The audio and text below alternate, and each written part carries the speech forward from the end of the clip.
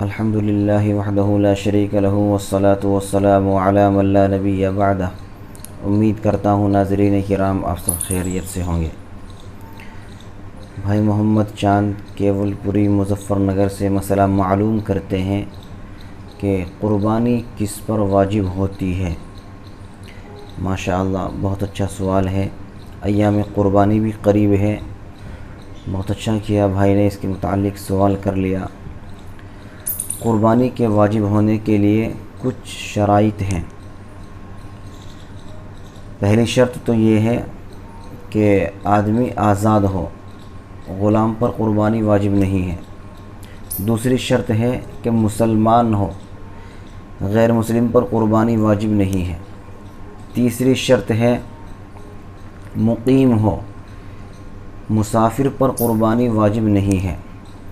چوتھی شرط ہے قربانی کے دنوں میں، جو قربانی کے دن ہیں 3 دن 10، 11، 12 ذی الحجہ۔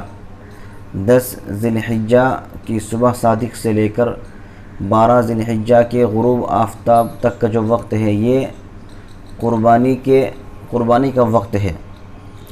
اس دوران بقدر نصاب یعنی روپیہ، پیسہ، سونا، چاندی، مال تجارت یا ضرورت سے زائد سامان کا مالک ہونا، اگر یہ شرائط آدمی کے اندر پائی جائے ایام قربانی میں تو اس پر قربانی واجب ہوگی، ورنہ قربانی واجب نہیں ہوگی۔ اس کے ساتھ ساتھ واضح رہے کہ قربانی کا جو نصاب ہے اور زکوٰۃ کا جو نصاب ہے وہ قریب ایک ہی ہے، لیکن تھوڑا سا فرق ہے۔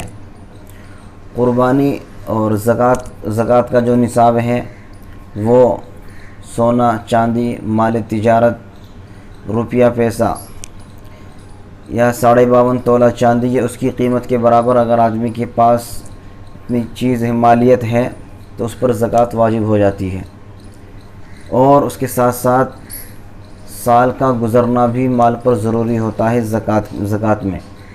لیکن قربانی کے اندر اور صدقۃ الفطر ان دونوں کا نصاب ایک ہی ہے۔ ان میں تھوڑا سا فرق یہ ہے، ایک تو قربانی میں اور صدقۃ الفطر میں مال پر سال کا گزرنا ضروری نہیں ہے، اسی طریقے سے مال کا مال نامی ہونا بھی ضروری نہیں ہے۔ مال نامی یعنی بڑھنے والا مال، یعنی جو اگر ضرورت سے زائد ساز و سامان آپ کے پاس ہے، وہ سامان جو استعمال میں نہیں آتا، پورے سال وہ استعمال میں نہیں آتا، جیسے گھر میں پرانا فریج، واشنگ مشین، اس طرح کی چیزیں پڑی ہوئی ہے جو استعمال میں نہیں آتی اور ان کی قیمت ہوتی ہے۔ اسی طریقے سے جو آپ کا گھر ہے جس میں آپ رہتے ہیں، اس کے علاوہ اگر آپ کے پاس پلاٹ ہے یا کوئی گھر لے کر آپ نے گھر لے رکھا ہے اور وہ نہ تو آپ نے بیچنے کی نیت سے خریدا ہے، ایسے ہی پڑا ہوا ہے، تو قربانی میں اس کو قربانی کے نصاب میں اس کو بھی جوڑا جائے گا۔ اگر وہ بھی 52.5 تولہ چاندی کی مالیت کو پہنچتا ہے ایام قربانی میں تو آپ پر قربانی واجب ہو جائے گی۔ اور اگر قربانی کے جو دن ہیں ان کے اندر آپ صاحب نصاب نہیں ہیں تو آپ پر قربانی واجب نہیں ہوگی۔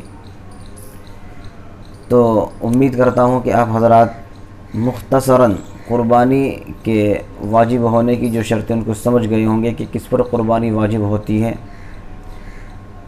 اسی طرح اگر قربانی کے متعلق آپ کے ذہن میں کوئی اور سوال ہے تو آپ کمنٹ کے ذریعے معلوم کر سکتے ہیں۔ وآخر دعوانا ان الحمد للہ رب العالمین۔